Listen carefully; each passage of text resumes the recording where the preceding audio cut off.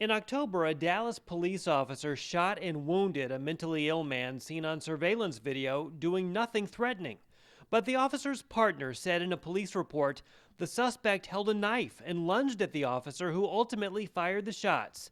The police chief fired the officer, who shot the man, and suspended the other for making false statements. A month later, the department announced a new policy. The police chief wouldn't talk to us about it, but a police union vice president would.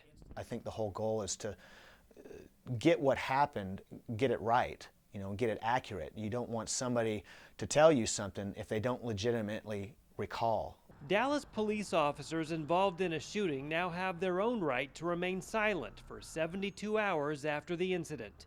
It's not that they're trying to cover up or mislead what happened.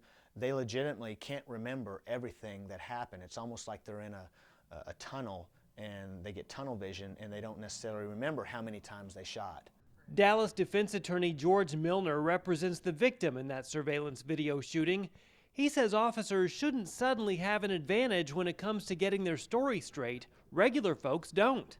I think it is geared toward making certain there are no material inconsistencies in any officer's statements that could later be used against the city in civil litigation. Under the new policy, Dallas police officers don't have to wait 72 hours to give a statement. They can do it sooner. Detective Sayers says every officer handles the stress and trauma from a shooting differently. You don't want to rush an investigation for the sake of rushing it. You want an officer to be able to give a good, accurate recollection of what happened. And all we're saying is some officers might not physically be able to do that initially after a shooting.